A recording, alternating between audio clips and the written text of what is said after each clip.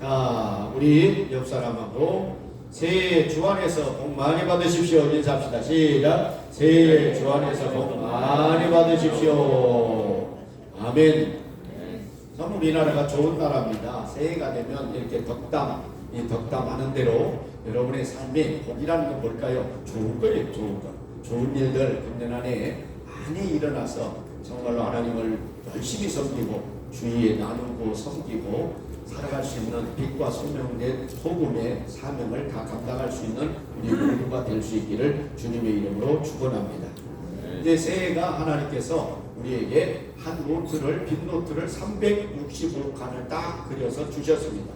그날 너는 뭘 하고 이렇게 1년을 살 것인가 라고 하는 모두가 새해가 되면 기대와 희망을 안고 출발하게 되어 있습니다. 그래서 저는 오늘 이 본문의 말씀을 가지고 믿음으로 뛰어갑시다. 고민을 했어요. 처음에는 제가 설교를 준비하면서 믿음으로 걸어갑시다 해서 아니야, 걸어가서는 안 돼. 지금은 이제 뛰어갈 시대가 왔어. 우리가 뛰어가야 돼 라고 하는 것으로 이렇게 해서 믿음으로 뛰어갑시다 라고 하는 제목으로 은혜를 나누고자 합니다. 자, 오늘 하나님께서 아브라함을 불렀어요. 그때 나이가 75세였다 이렇게 얘기합니다. 참 아브라함을 생각하면 특이한 분입니다. 100살에 전혀 사람의 아이를 낳지 못할 상황에서 아이를 낳은 사람이고요. 175살에 돌아가셨습니다. 네, 하늘나라에 갔어요. 자, 그런데 이때는 언제였냐면은 한 중간쯤 되는 75세에 갈대와 우르라고 하는 지역에서 그를 불러냅니다. 그래서 하나님이 그에게 약속을 합니다. 내가 너에게 보여줄 땅으로 가라 라고 얘기해요. 딱 보여준 것도 아니에요.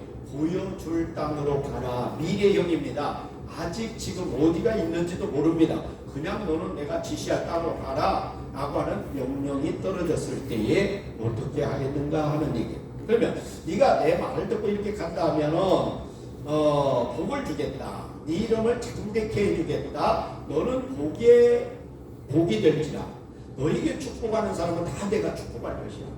그래서 다시 이 말을 히브리서나 서신서에 가서 보게 되면은 아브라함과 같은 믿음을 갖고 살아가는 사람에게는 그와 같은 복이 주어진다라고 이렇게 말씀을 합니다.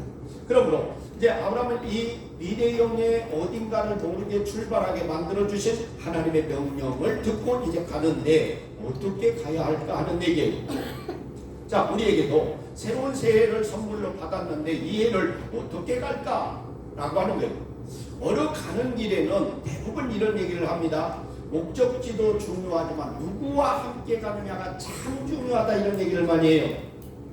여행을 가든 가정을 이루든 회사를 가든 무엇을 하든 간에 모든 사람들은 누구와 함께 가느냐 이 말은 무슨 얘기예요? 마음을 같이 할 수 있는 사람 이 말이에요. 마음을 같이 할 수 있는 사람. 자, 그러면 여러분은 어느 누구와 이 한 해를 시작하고 출발하시렵니까? 에스라서 7장에 가서 보게 되면 9절에 가서 보게 되면은 자, 그 백성들이 바벨론을 세상이라고 하는 것을 떠나서 새해 첫날 새해 첫째 달 초하루에 주님의 선한 손에 도우심을 힘입어 이 말이 나와요. 주님의 손과 함께 간다라고 얘기 나와요. 자, 우리에게도 여러분이 이렇게 첫 주 낮예배 오셨다라고 하는 것은 주님과 함께 가고 싶어서 오신 거예요. 사람들은 세상에 함께 가고 싶어서 정동진역으로 가고 해 뜨는 곳으로 가고 그렇지만 우리는 하나님과 함께 가고 싶어서 여러분이 예배드리러 오셨어요. 그렇기 때문에 어떤 출발선에서는 누구와 함께 가느냐가 대단히 중요합니다. 그러면 그 내용은 뭘까라고 하는 거예요. 이때 아브라함의 여호와의 말씀을 따라갔다라고 4절에 얘기합니다. 말씀을 따라갔고라고 이렇게 얘기를 합니다. 자, 그러면 말씀은 마치 우리 인생에 가는 이정표와 같은 것입니다. 내비게이션 역할을 하는 겁니다. 하나님의 가는 길, 하나님의 뜻하는 사람의 해야 할 일들 이것이 전부 총망라해서 하나님의 말씀 속에 들어있다라고 하는 거예요. 성도라고 하는 그 이름을 존귀하게 만들어 가게 하기 위해서도 말씀이 필요합니다. 그러므로 우리가 디모데후서 3장의 15절 이하에 보게 되면 모든 말씀은 하나님의 감동으로 된 것으로 교훈과 책망과 의로 교육하기에 유익하니 이는 하나님의 알 수 있는 구원의 지혜가 들어있고 선한 사람으로 온전케 하느니라 이렇게 말합니다. 선한 사람이란 뭘 깨끗해서가 아니라 하나님의 말씀대로 살고 싶어하는 사람을 온전히 만들어가는 것, 하나님 뜻대로 살고 싶어 하는 사람, 믿음으로 살고 싶어하는 사람을 만들어가는 것이 성경이다라고 얘기합니다. 자, 이렇게 볼 때에 말씀 입고로 믿음이 생겨요. 왜 그럴까요? 로마서 10장 17절 가서 보게 되면 정말로 뭐라고 얘기합니까? 모든 믿음은 들음에서 나며 들음은 그리스도의 말씀에서 온다라고 얘기합니다. 즉 믿음이 생기는 이유는 어디냐? 생명 양식인 말씀에서 믿음이 생기게 된다는 거예요. 다시 말씀드려서 여러분이 건강 중요하게 생각하죠? 그러면 밥을 톡 안 잡수신다면 건강해질까요? 언젠가 무너집니다. 또 밥을 잡수시더라도 씹지 않고 그냥 툭툭툭 그냥 어떻게 대충 넘어 잡수면 이것 또한 별로 건강에 유익되지 않습니다. 잘 씹어 잡숴야죠. 자, 즉 내 건강을 유지하는 것은 뭘까요? 가장 기본적인 양식이라고 하는 먹을 것, 식이라고 하는 이 음식에서 내 건강을 가장 지켜주고 붙잡아준다는 거예요. 고로 양식을 싫어한다든지 밥을 먹기를 싫어한다든지 안 먹는다든지 조금 잡수시면은 그런 건강이 좋을 수가 없어요. 그래서 어른들은 어떻게 해요? 곱기를 놓으면 이제는 저세상으로 간다 그래요. 밥을 드시지 않는 어르신들은 이제 저세상에 갈 길이 얼마 남지 않았다라고 하는 거죠. 자, 이거하고 대비해서 한번 생각을 해보세요. 여러분들은 가끔 성도님들이 이런 얘기를 해요. 목사님, 왜 이렇게 믿음이 안 생기는 걸 몰라요? 믿음이 안 자라는지 모르겠나요? 그래요. 그러면 한번 생각해 봅시다. 믿음은 건강에 양식, 생명 양식을 그만큼 잡숴보시나요? 아닐 것 같아요. 생명 양식을 안 먹으니 건강할 수가 없지요. 믿음이 잘할 수가 없지요. 그러면 이 말씀의 양식을 먹는데 여러분은 그냥 일반적으로 계셨다가 딱 1시간 예배드리러 오셔서 그 시간 딱 25분 설교 말씀 듣는 거예요. 그러면 그거 조금 잡숴갖고 건강이 유지되겠느냐? 그러니까 거기는 입구로 믿음이 안 생길 수밖에 없죠. 아니 밥을 먹어야 몸이 건강해서 유지해서 활동할 수 있는데 밥을 안 먹는 사람이 어떻게 몸이 유지가 돼요? 건강이. 생명 양식을 귀한 줄 모르고 귀하게 안 잡수는데 어떻게 믿음이 자라나요? 안 자라죠. 그러니까 답답한 거예요. 교회를 다녀도 다닌 것 같지 않고 마치 끌려서 다닌 것 같고 얽매여 다닌 것 같고 그냥 그렇게 생각하는 거예요. 지금 힘을 발휘하지 못하고 거기에다가 또 교회에서 목사님이 한마디 이것 좀 해주세요 저것 좀 해주세요 짐이라도 떠벌려주면 아이고 못해요. 이제 그것까지도 교회를 안 나온다고 그러네. 왜 그래요? 그만큼 삐작삐작해 밥을 안 먹고 있으니 생명 양식을 안 잡수니 무슨 믿음이 자랄 리가 없죠. 건강할 이유가 없죠. 여러분 한번 생각해 보세요. 왜 믿음이 안 자랄까요? 성경 그렇게 읽자던데 읽었어요? 읽었어요? 지난주였어요. 포천에 있는 우리 사모님 신방 와달라고 해서 이웃 목사님하고 전사님하고 갔어요. 가서 예배를 드렸는데 설교를 했는데 그래서 열왕기상 했더니 그 전사님이 요새의 성경을 그걸 다 읽었대. 열왕기상을 다 읽었는데 목사님은 전혀 자기가 발견하지 못한 말씀을 하신다는 거예요. 그 속에서 이렇게 말씀은 틀려요. 아무리 그분이 많이 읽은 것 같은데도 내가 읽을 때고 또 틀려요. 자기가 알지 못한 사건을 얘기하신다는 거예요. 그 속에서 이게 각기 똑같은 말씀을 어제 읽었고 오늘 읽고 내일 읽고 틀려요. 아시죠? 똑같은 밥이지만 어제 먹은 밥, 오늘 먹은 밥, 내일 먹은 밥이 또 달라. 그래서 생명 양식은 취해요. 말씀은 생명 양식이네. 그러면 이 말씀을 두 가지 형태가 잘할 때에 바로 믿음이 생기는 거예요. 자, 데살로니가 전서에 가서 보니까 뭐라고 얘기하냐면 거기에 가서 보게 되면 이렇게 말씀을 해요.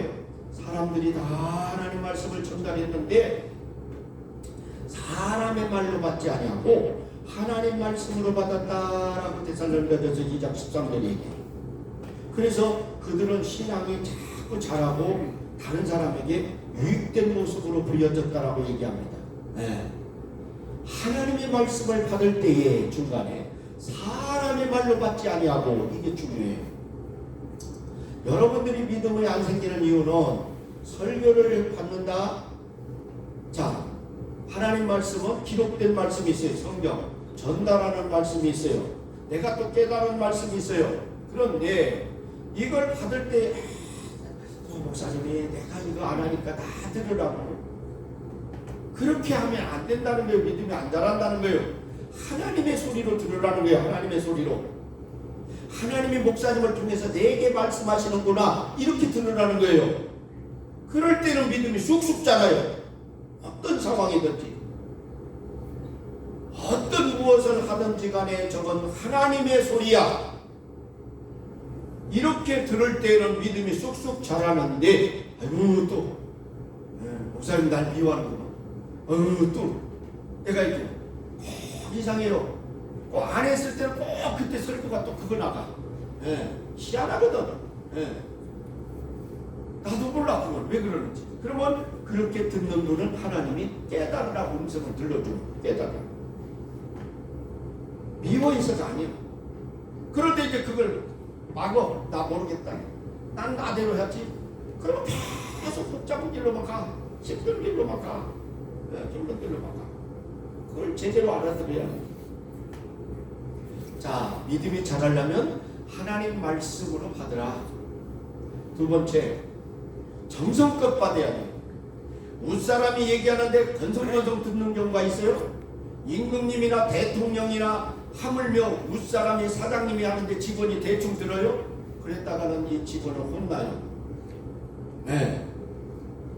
그러면은 장관은 뭐가 잘려요? 대통령이 장관한테 지시하는데 건성건성 이거 했다가 핸드폰 보다가 옆에 누가 왔다가 화장실 중간에 나갔다가 해봐요. 그럼 그 사람은 잘려요. 왜? 대통령이 인사권을 다 가지고 있으니까. 하나님이 인생의 주권을 다 가지고 있는데 하나님 마음에 안 들면 하나님 잘라버리죠. 하나님 잘라. 마음에 든 사람을 쓰죠. 그래서 그래 나는 부족해도 그저 믿음으로 살려고 한다. 믿음으로 살려고 한다. 그럼 그 사람을 쓰는 거예요. 도전이라고 틀린 데가 바로 그거예요. 믿음이 없으면 도전이 생길 수가 없고 믿음이 없으면 희망을 가질 수가 없어요. 모든 바탕은 바로 믿음에서 시작합니다. 믿음의 바탕을 이루면 막 하고 싶고 믿음의 바탕을 이루면 막 희망도 갖고 왜 이렇게 될 것만 같은 기분이 나고 믿음이 없으니까는 도전이고 뭐고 희망이고 뭐고 그냥 그렇게 살려버려요. 그게 전부 따지고 보면 믿음의 바탕이고 믿음의 바탕. 그게 정성껏 받아야 돼요. 하나님 말씀을 받을 때.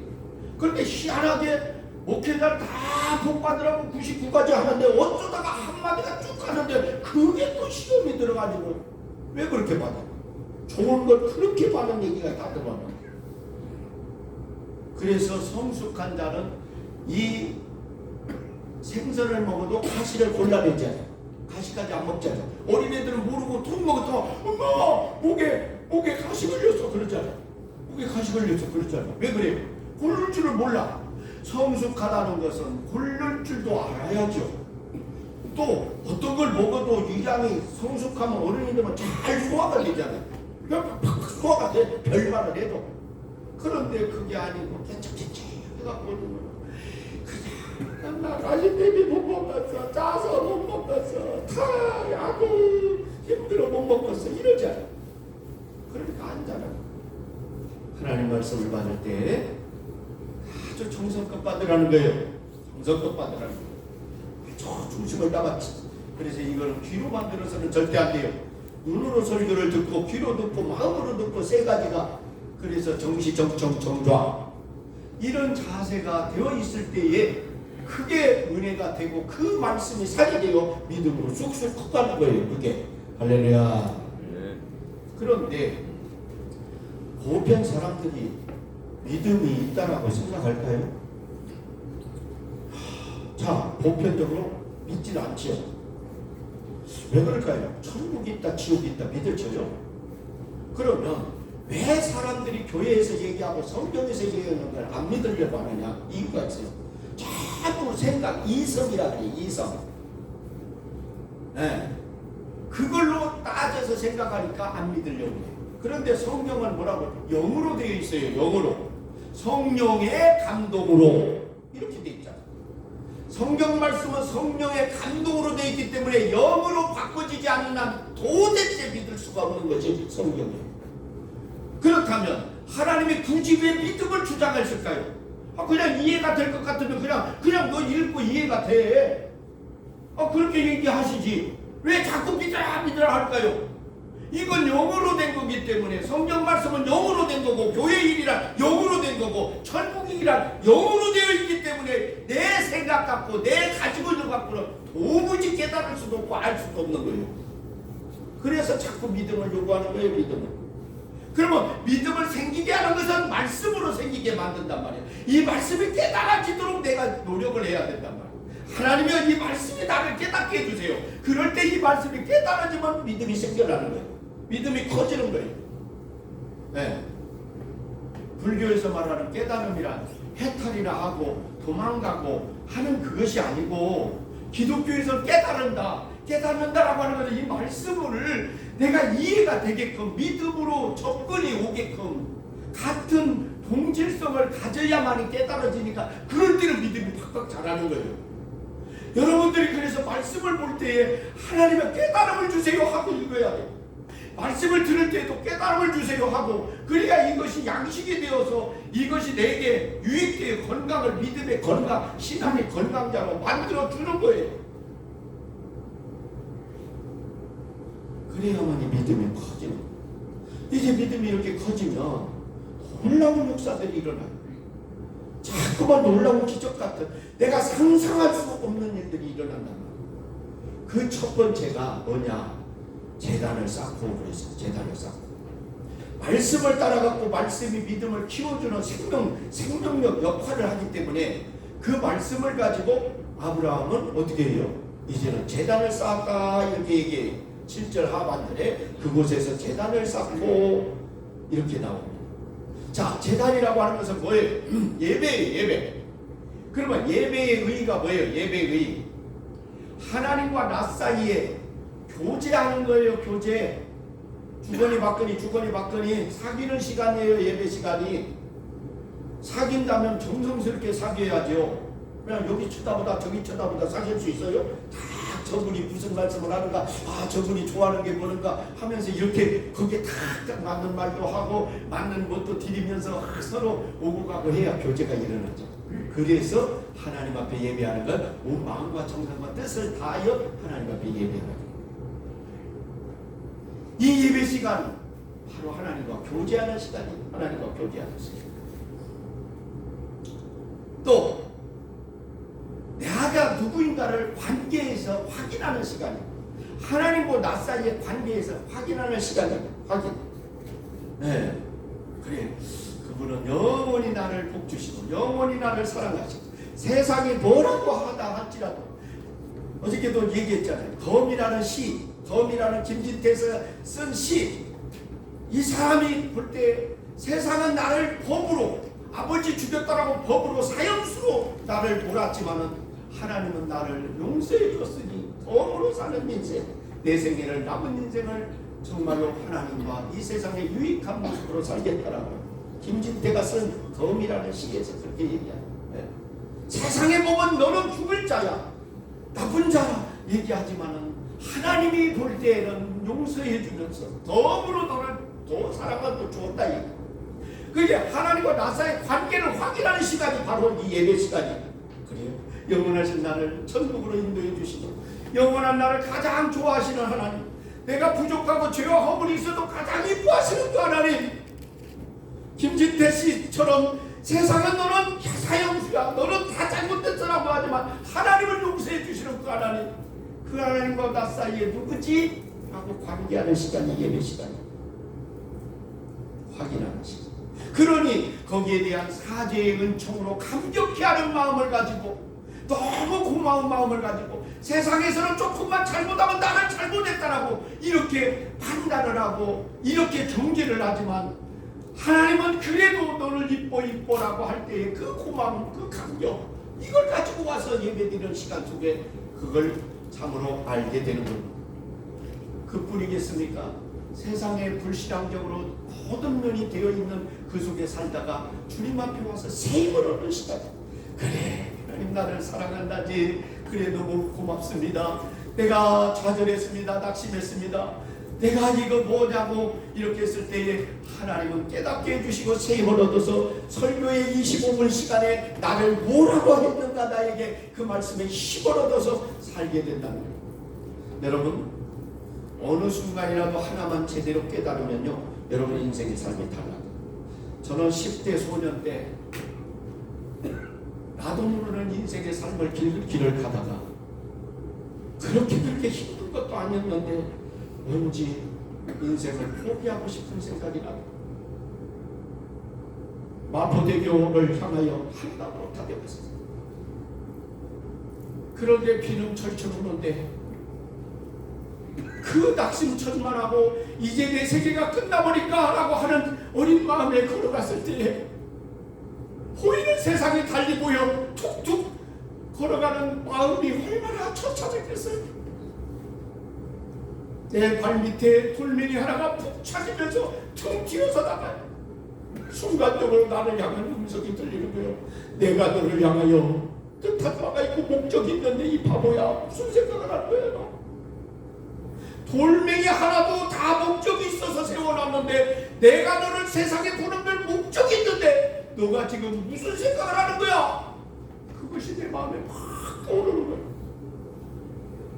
한강으로 달려가던 길 돌이키고, 그래, 나는 이렇게 시시하게 사는 인생이 아니야. 내가 현실이 어둡지라도 나는 공부해야 돼. 나는 현실이 어렵지라도 나는 용기를 갖고 살아야 돼. 그때부터 노력하고 살았습니다. 사람들이 똑같은 위치에서 나를 우습게 보는 사람이 없었습니다. 다, 야, 멋있다, 훌륭하다, 이런 얘기를 주위에서 들을 만큼 저는 내 나름대로 열심히 살았습니다. 내가 너희들하고 똑같은 줄 아냐? 나는 선한 인생이 아니야. 어렸을 때부터 각오를 갖고 그때부터 신앙을 접하기 시작했더니 사람들이 그래요. 저 사람은 꼭 목사 될 사람이야. 알기는 귀신같이 알더라고. 꼭 목사 될 사람 같대. 내가 뭘 알아, 알기는. 그런데도 꼭 그런 소리를 종종 들어요. 그래서 목사님에서 훌륭하신 여러분들과 함께 이렇게 하나님 일을 행하게 되었습니다. 세상에 다 목적이 있어. 하찮은 것 같아도 나에게도 하나님이 기대하는 목적이 있어요. 금년도도 여러분을 통하여서 영광 받으시고자 하는 목적이 있어요. 자신감을 가지세요. 할렐루야. 안 된다라고 생각 마시고, 믿음을 가지면 나는 희망을 갖고 도전을 갖고 할 수 있구나, 이런 자신감을 가질 수 있기를 주님의 이름으로 축원합니다. 서두에서 말씀드린 바와 마찬가지로 아브라함은 75세에 부름받아서 100세에 아들을 낳았는데 그 아들이 난 이삭이라는 아들을 낳아 175세의 인생을 마감시킨 그 아들이 이삭이 세상에 창세기 26장에 보니까 그의 흉년들을 다른 사람은 다 안 되는데 이 사람은 100배의 복을 받았다 그랬어요. 메타 시레이 이 엄청난 복을 받았다 그랬어요. 이 사람 목축업자잖아요. 목축업자. 아니 이렇게 양이나 뭐 동물들 데리고 다니면서 그렇게 사는 사람 아니야. 농사를 지어봤어야지. 하인들이 무슨 농사를 지어봤어야지. 근데 왜 이렇게 잘 된대요? 희한한 일 아니요. 아니 양 기르고 동물 기르는 사람이 농사일을 했는데 당연히 농사에 경험이 없으니까 망해야 될 사람이 왜 이렇게 안 망하고 잘 됐죠? 희한한 일이네. 그때 돌아가서 창세기 22장에 가서 보니까 아버지가 그 젊은 날에 데리고 모리아 산상으로 가서 재물이 없네. 아버지 다 준비됐는데 재물이 없네요. 하나님이 예배하셨겠지 해놓고는 너 저거 쳐다봐라, 너 저거 쳐다봐라, 뒤에 갖다가 묶어버리는 거예요. 우면. 그러면 잘 보세요. 건장한 20대 청년이 노인네 아버지 그거 밀어버리고 도망 나올 수도 있잖아. 그런데 묶여. 재단에 턱턱 창작불 쐈는데 지금 울려. 이제 칼을 베갖고 내장을 꺼내야 되잖아. 번째는 그러려고 칼을 딱 대니까 하나님이 아브라함 최고도 급한 것 같은 거죠. 급한 심정을 가지고 아브라함을 부른 거야. 야야야야, 네가 나를 이제야 경외한 줄 알았어. 네 새끼라도 나를 위해서 드리는 그 마음 내가 알았다 이제. 네? 그때부터는 막 이제 아브라함이 달라져 인생이. 여러분들이 왜 인생이 안 달라지는 줄 아세요? 확실함을 표시를 안 하니까 안 달라진 거. 요거 봐, 이거 봐. 금년 안에는 확신을 가지시길 바랍니다. 확실히 두 발 다 하나님 앞에 옮겨놓으시기를 바랍니다. 그때부터는 평탄합니다. 양쪽 다 세상 하나, 교회 하나 붙여놓으니까 될 것 같다가 안 되고, 안 될 것 같다가 될 것 같다가 자꾸 힘드는 거예요.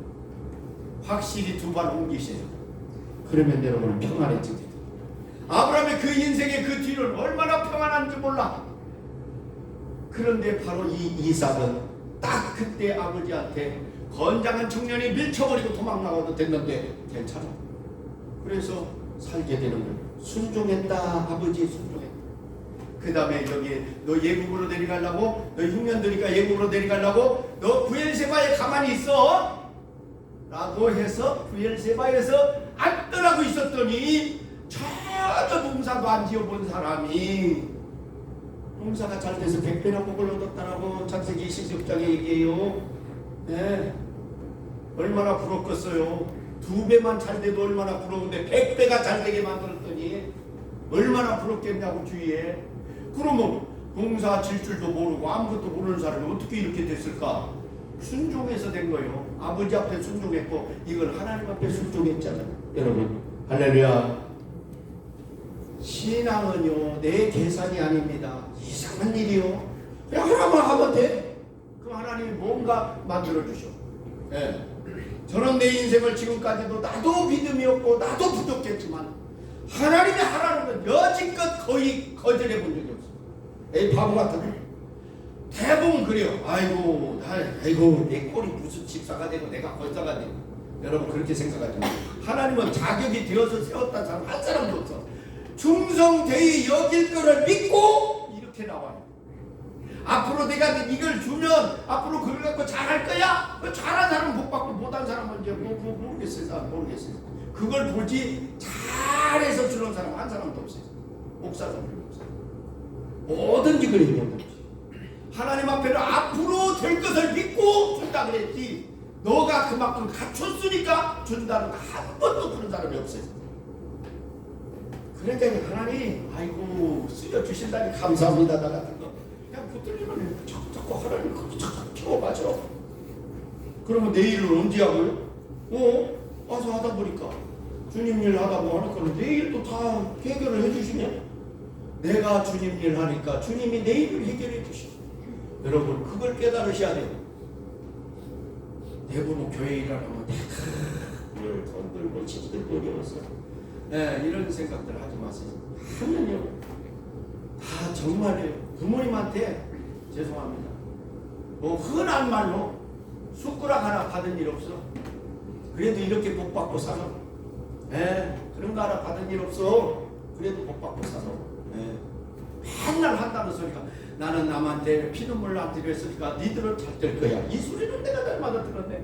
남을 나쁘게 안 했으니까 자식들은 잘 될 거야. 그게 뭐 신앙이요? 그거 신앙이 아니지. 일반 소리 같아요.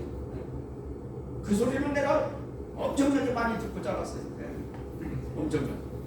그러나 신앙으로는 그거 맞지 않아. 신앙을 심어야 돼. 제가 늘 그랬잖아요. 이호무 목사님 돌아가셨더만 얼마 전에 숭이감리교 인천 3대체 목사님 맘만 먹으면 해결돼. 왜 성도님 뭐 나쁜 얘기가 아니에요.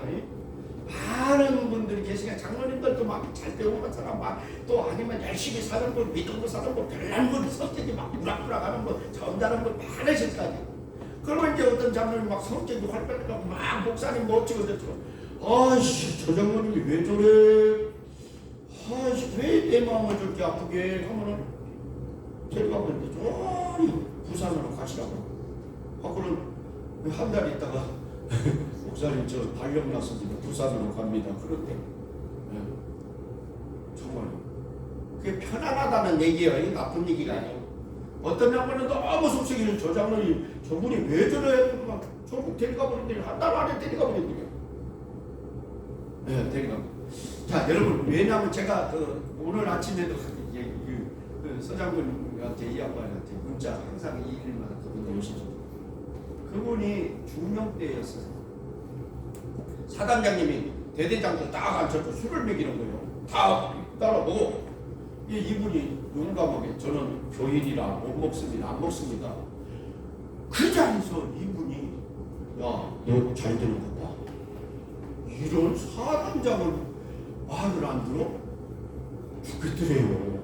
다른 사람이 보는 눈 거기에서 진짜 자기는 이제 사단장님한테 인정 못 받으면 점수 못 받으면 진급도 안 되더래요. 그래서 이제 그 급급소를 다 당하고 안 먹었어. 그래도 그 자리에서 이 양반이 또 성격이 고약하신가 봐. 너 잘 되는가 봐라. 그랬는데요.